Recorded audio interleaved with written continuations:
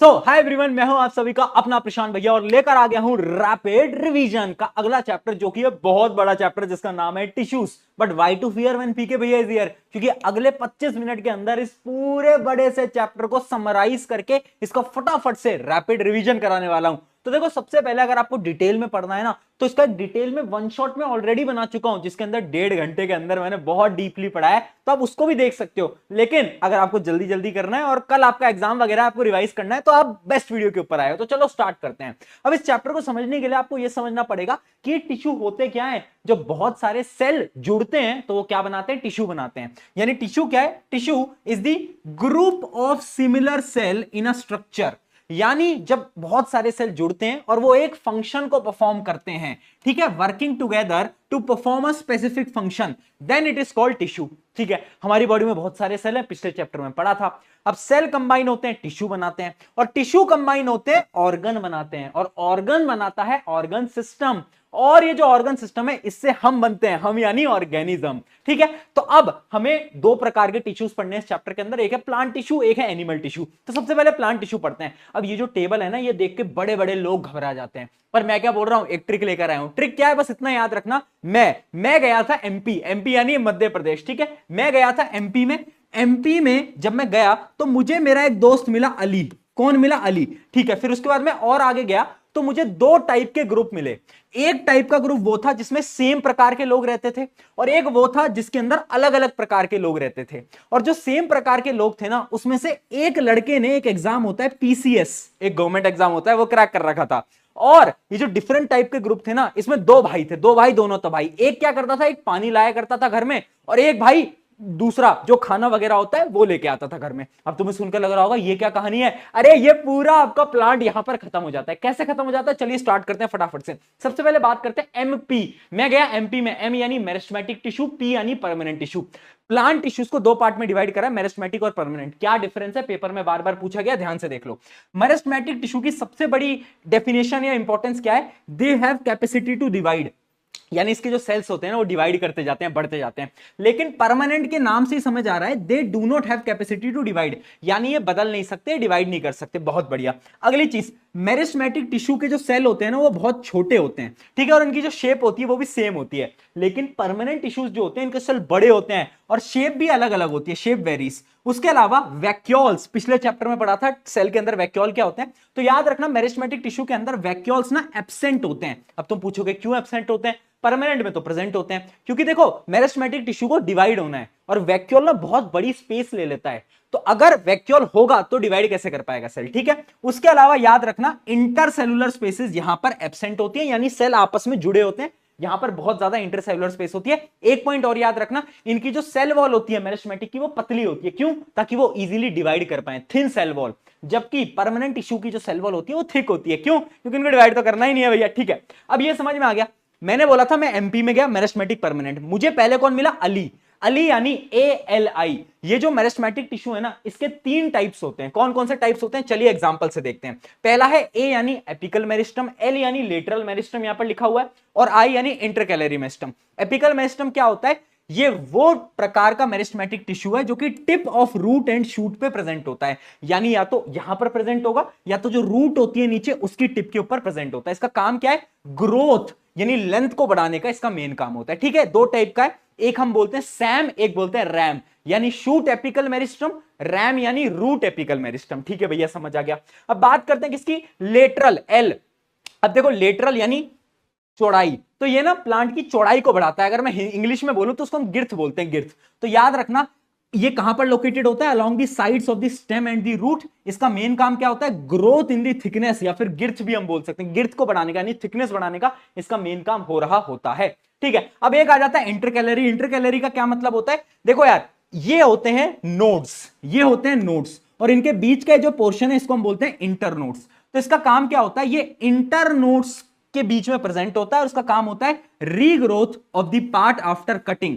यानी किसी भी चीज को अगर काट देते हो, घास को काट देते हो, तो उसके पार्ट जो वापस से ग्रो कर जाते हैं ना, वो इस टिश्यू की वजह से कर पाते हैं। ठीक है, तो यानी इंटरनोड की लेंथ को बढ़ाने का इसका मेन काम है। बहुत बढ़िया, ये तीन चीजें आई होप आपको समझ में आ गई होगी। अब देखो फंक्शन क्या है मेरिस्टेमेटिक टिश्यू के, वो तीन फंक्शन याद रखना। सबसे पहला फंक्शन तुम्हें समझ आ गया होगा, एक तो ये ग्रोथ देता है, प्लांट की लेंथ वगैरह बढ़ाता है।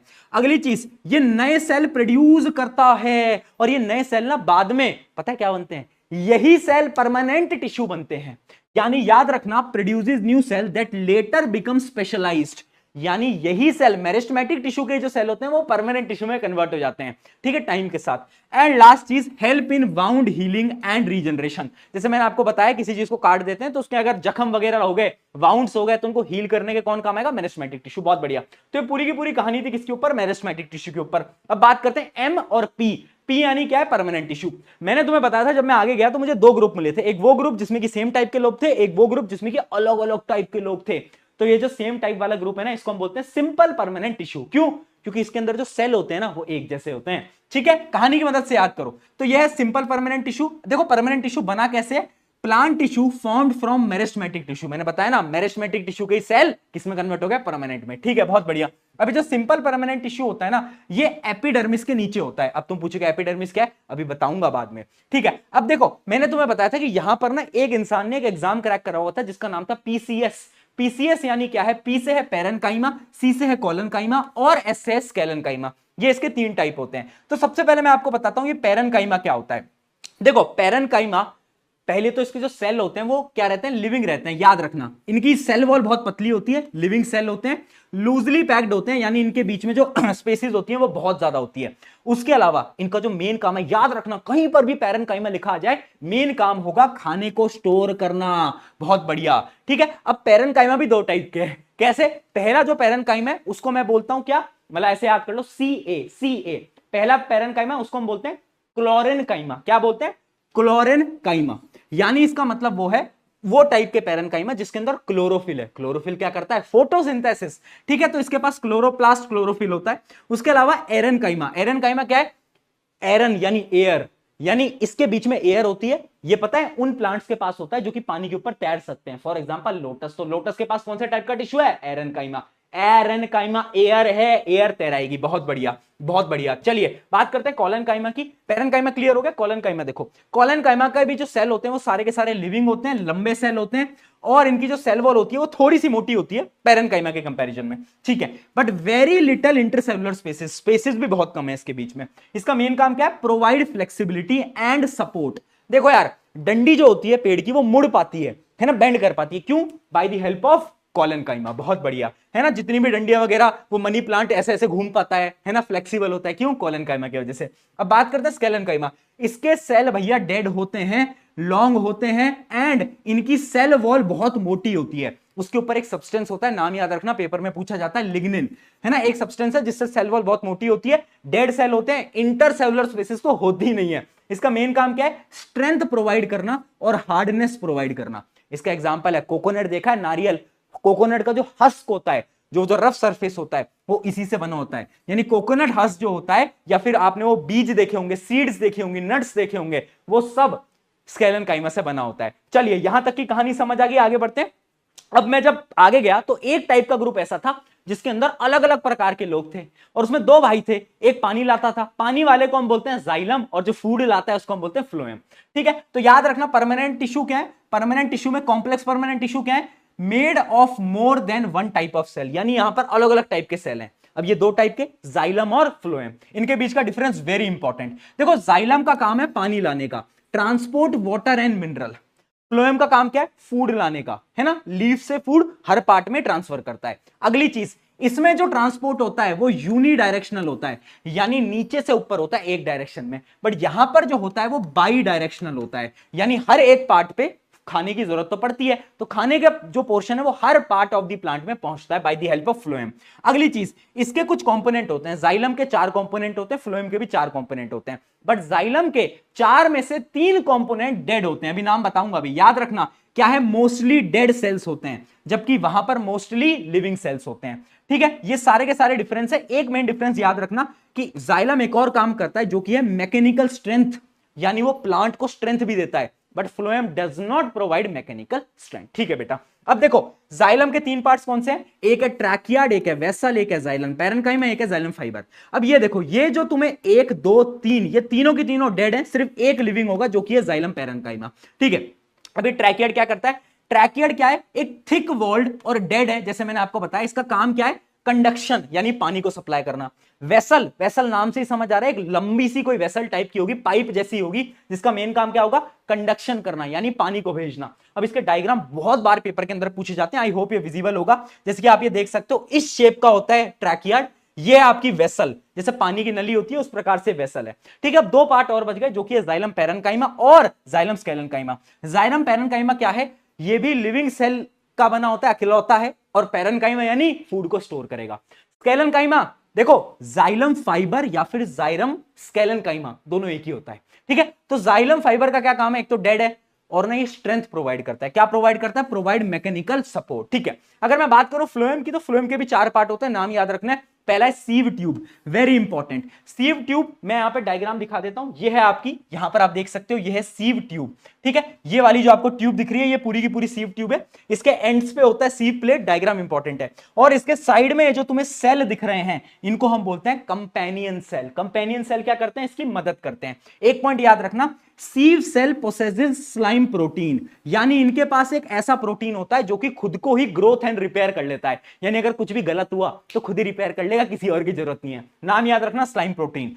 कंपेनियन सेल क्या करता है, मदद करता है सीव ट्यूब की। अब इसमें भी 2 पार्ट हैं, देखो ये दोनों तो लिविंग होते हैं, ठीक है, ये भी लिविंग होता है, फ्लोएम पैरेन्काइमा। पैरेन्काइमा यानी खाने को स्टोर करेगा, ठीक है, और फ्लोएम फाइबर ये इकलौता डेड होता है। अब ये क्या करता है, सपोर्ट प्रोवाइड करता है, किसको, खुद को, प्लांट को नहीं, खुद को, यानी जो सीव ट्यूब है उसको ये सपोर्ट प्रोवाइड कर रहा होता है। चलिए, यहां पर आपकी प्लांट की पूरी जो कहानी थी वो खत्म हो गई। अब मैं एमपी में जा रहा था, तो मुझे एमपी पुलिस मिली और मैंने एमपी पुलिस से पूछा कि यार क्या एमपी सेफ है, तो एमपी पुलिस ने मुझसे बोला टेक इट इजी। तो मैंने कहा इजी, ई और सी, यानी 2 टाइप के प्रोटेक्टिव टिश्यू भी होते हैं, एक होता है ई, एक होता है सी, यानी एक है एपिडर्मिस और एक है कॉर्क।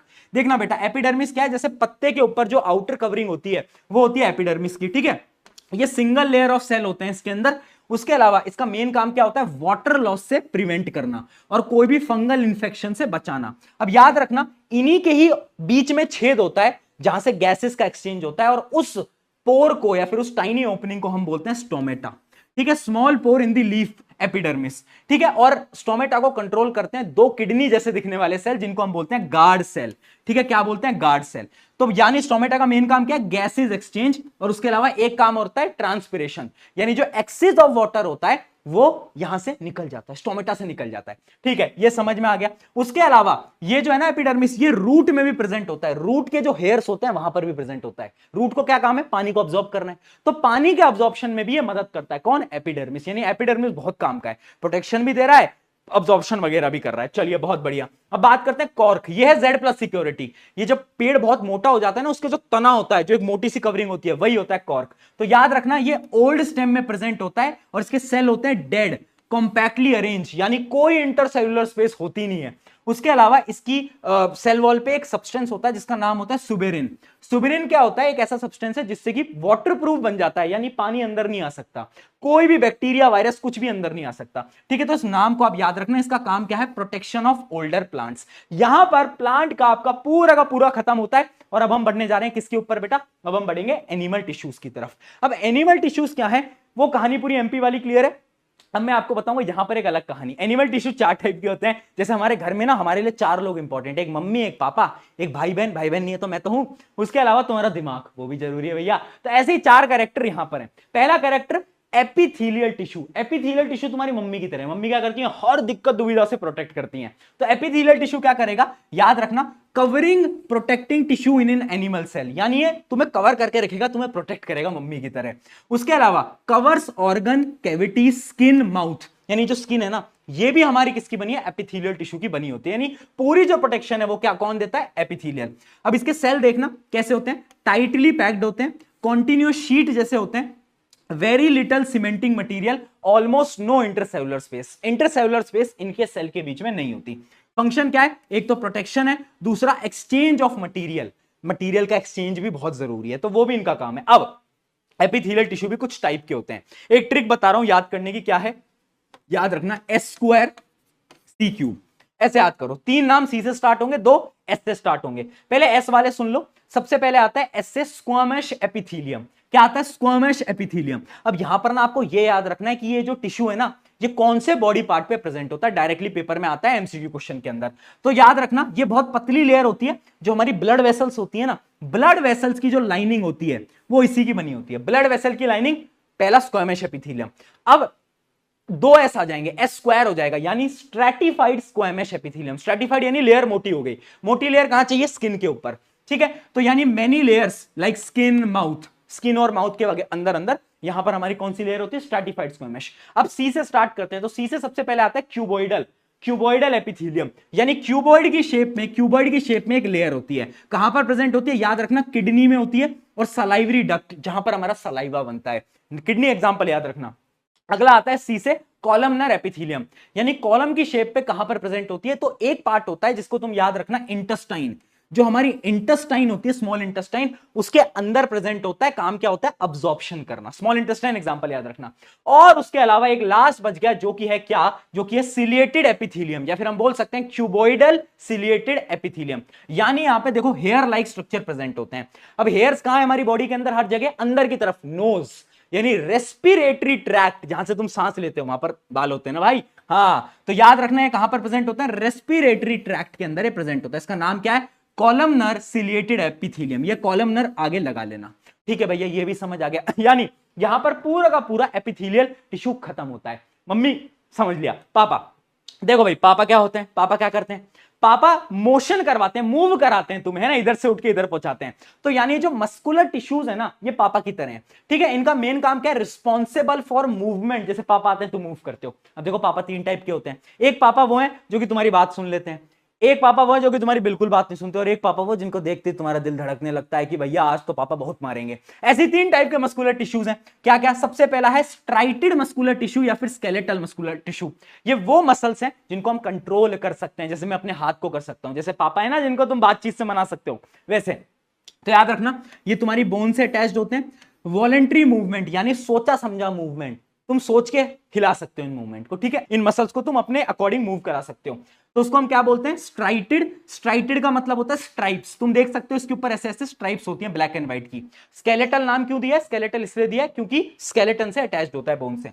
अगली चीज, शेप याद रखना, ये डिफरेंस बहुत इंपॉर्टेंट है। ये लॉन्ग होते हैं, सिलेंड्रिकल होते हैं, और अनब्रांच्ड होते हैं। आप देख सकते हो सीधी सीधे अनब्रांच्ड है। उसके अलावा मल्टी न्यूक्लिएटेड, यानी देखो बहुत सारे छोटे छोटे न्यूक्लियस इस पे प्रेजेंट है। अगली चीज, इसमें कुछ स्ट्राइशंस होते हैं, यानी लाइट एंड डार्क बैंड्स होते हैं, वो मैंने आपको दिखाई दिए, है ना। ये वॉलेंट्री एक्शंस के लिए काम आते हैं, एंड ये थक जाते हैं, यानी दे नीड रेस्ट। मसल्स थक जाते हैं, फिर रेस्ट चाहिए होता है। बट अगर मैं बात करूं अगली, जो कि है अनस्ट्राइटेड स्मूथ मसल। स्मूथ यानी ये मसल जो कि किसी की नहीं सुनेंगे, ये तुम्हारी बात सुनेंगे ही नहीं। तो ये क्या है? They are found in alimentary canal blood vessels, यानी कुछ ऐसे पोर्शंस बॉडी के अंदर जो कि तुम कंट्रोल नहीं कर सकते। अरे भाई खाना अंदर जाएगा, डाइजेस्ट होगा, तुम कंट्रोल कर सकते हो। तो जितने भी मसल की मूवमेंट अंदर हो रही है, वो सारे के सारे मसल कौन से होते हैं? Smooth and unstriated muscles. याद रखना इनकी शेप याद रखना, ऐसी स्पिंडल शेप होती है, और ये यूनिन्यूक्लिएटेड होते हैं, ठीक है। एक तो स्पिंडल शेप होती है, यूनिन्यूक्लिएटेड होते हैं, इनको हम कंट्रोल नहीं कर सकते, इनमें कोई स्ट्राइशंस नहीं होते, कोई बैंड्स नहीं होते, एंड ये बहुत स्लो मूव करते हैं, है ना, बहुत स्लो मूव करते हैं। इनवॉलेंट्री हम कंट्रोल नहीं कर सकते, and do not fatigue easily, यानी थकते नहीं है, do not get tired easily, ठीक है। लास्ट आता है वो वाले पापा जिनको देख के दिल धक धक करने लगता है, यानी कार्डियक मसल। ये वो मसल है जो कि हमारे दिल को धड़काने में मदद करता है, ब्लड को पंप करने में मदद करता है। सिर्फ दिल में पाया जाता है, कंट्रोल नहीं कर सकते, इसलिए इनवॉलेंट्री है, ठीक है। सिलेंड्रिकल शेप का होता है, देख सकते हो, बट ये ब्रांच्ड होता है, देखो ब्रांच है ये, तो इसके अंदर ब्रांचेस होती हैं। यूनिन्यूक्लिएटेड होता है, एक न्यूक्लियस होता है एक सेल के पास ही। उसके अलावा इसमें कुछ छोटे छोटे स्ट्राइशंस होते हैं, फेंट यानी हल्के फुल्के। अगली चीज, इसका मेन काम क्या है? Continuous contraction and relaxation. ये कभी नहीं थक सकता, अगर ये थक गया तो तुम थक जाओगे, अगर ये रुक गया तो, ठीक है। डू नॉट गेट फटीग, पूरी जिंदगी भर ये चलता रहेगा जब तक तुम जिंदा रहोगे। चलिए, पापा के बारे में पढ़ लिया, अब आते हैं भाई बहन के ऊपर, यानी मैं, जिनसे तुम कनेक्ट कर सकते हो, यानी उस टिश्यू का नाम है कनेक्टिव टिश्यू। कनेक्टिव टिश्यू का मेन काम क्या है बेटा? इसका मेन काम क्या है? ध्यान से देखना। एक तो कनेक्ट करता है, सपोर्ट प्रोवाइड देता है, एंड इसका मेन काम है एक जगह से दूसरी जगह बहुत सारे पार्टिकल्स को ट्रांसपोर्ट कराना। सबसे इंपॉर्टेंट कनेक्टिव टिश्यू है ब्लड। हाँ, ब्लड एक प्रकार का टिश्यू होता है, ठीक है। तो ब्लड यहां पर लिखा हुआ है, ब्लड क्या है? एक प्रकार का फ्लूइड कनेक्टिव टिश्यू है। ब्लड का मेन काम क्या है? It transport gas, digested food, hormones and waste material to the different part of the body. It also provide protection, ये प्रोटेक्शन भी प्रोवाइड करता है। अब देखो ब्लड के ना 3 पार्ट होते हैं। सबसे पहला पार्ट क्या है? एक तो होता है प्लाज्मा, वैसे 4 पार्ट होते हैं। प्लाज्मा क्या है? जो लिक्विड पार्ट होता है ब्लड के अंदर, उसको प्लाज्मा बोलते हैं। एक होता है सेल, जिसको हम बोलते हैं आरबीसी, यानी रेड ब्लड सेल या फिर रेड ब्लड कॉर्पसेल्स, जो भी बोलना चाहो। अब इनके पास ना एक बहुत इंपॉर्टेंट चीज होती है जिसको हम बोलते हैं हीमोग्लोबिन। और हीमोग्लोबिन क्या करवाता है? Transport of oxygen. Very important, RBC में हीमोग्लोबिन, हीमोग्लोबिन क्या करा रहा है? ऑक्सीजन को ट्रांसपोर्ट। अगली चीज व्हाइट ब्लड सेल, वो जो मैंने प्रोटेक्शन की बात करी थी ना, यही सेल प्रोटेक्शन प्रोवाइड करते हैं, हमारी बॉडी को इम्यूनिटी देते हैं। एंड प्लेटलेट, प्लेटलेट क्या है? प्लेटलेट कभी भी कहीं पे कट लग जाता है तो जो ब्लड क्लॉटिंग होती है वापस से एकदम स्मूथ स्मूथ हो जाता है ना, किसकी वजह से? इसकी वजह से, help in clotting of blood. ठीक है, ये हो गया ब्लड के बारे में। अब बात करते हैं कुछ और प्रकार के कनेक्टिव टिश्यूज ना, डायरेक्टली डिफरेंस पे पेपर में सवाल आता है। पहला टेंडन लिगामेंट। देखो टेंड ऐसे याद करना, टेंडन यानी 10 डॉन। अगर तुम 10 डॉन से लड़ाई करोगे, 10 डॉन है भाई, तो तुम्हारी हड्डी पसली अलग कर देंगे, यानी तुम्हारे मसल्स और बोन को अलग कर देंगे। तो टेंडन क्या करता है? एक ऐसा टिश्यू है जो कि तुम्हारे मसल और बोन को जोड़ता है, याद रखना बेटा, ऐसे याद करो। और लिगामेंट क्या करता है? Ligament directly bone to bone, सिर्फ बोन टू बोन जोड़ रहा होता है। ठीक है, अब याद रखना टेंडन जो होते हैं वो टफ होते हैं और इलास्टिक नहीं होते, यानी ऐसे ऐसे मूव नहीं कर सकते। बट बोन टू बोन में जो लिगामेंट होते हैं वो इलास्टिक होते हैं, स्ट्रॉन्ग तो होते हैं बट इलास्टिक होते हैं, यानी मूव, देखो मूव कर सकते हैं। बहुत बढ़िया। Help in the movement of bone, यानी टेंडन्स बोन को मूव करवाते हैं, जबकि लिगामेंट क्या करते हैं? Help in stability and holding of bone, यानी जो बोन्स जुड़ी हुई हैं आपस में, यहाँ पे 2 बोन जुड़ी हुई हैं, उनकी स्टेबिलिटी को मेंटेन करता है लिगामेंट। ठीक है, याद हो गया। उसके अलावा एक डिफरेंस है बोन और कार्टिलेज। बोन यानी हड्डी, कार्टिलेज यानी जो कान का जो सॉफ्ट सॉफ्ट मटेरियल है, इसको कार्टिलेज बोलते हैं। ठीक है, तो ये हार्ड होता है, नॉन फ्लेक्सिबल, बट ये फ्लेक्सिबल होता है और ज्यादा हार्ड नहीं होता। याद रखना कि इसके अंदर ब्लड वेसल प्रेजेंट होती है, लेकिन कार्टिलेज के अंदर ब्लड वेसल एब्सेंट होती है, कोई ब्लड वेसल नहीं होती। ठीक है, उसके अलावा matrix made up of protein and mineral, यानी ये किससे बना होता है? प्रोटीन और मिनरल से, जबकि जो कार्टिलेज है वो मेनली प्रोटीन से बना होता है। ठीक है, ये चीज क्लियर होगी। अब एक और इंपॉर्टेंट डिफरेंस बेटा, सबसे इंपॉर्टेंट, जो कि है एरोरल और एडिपोस।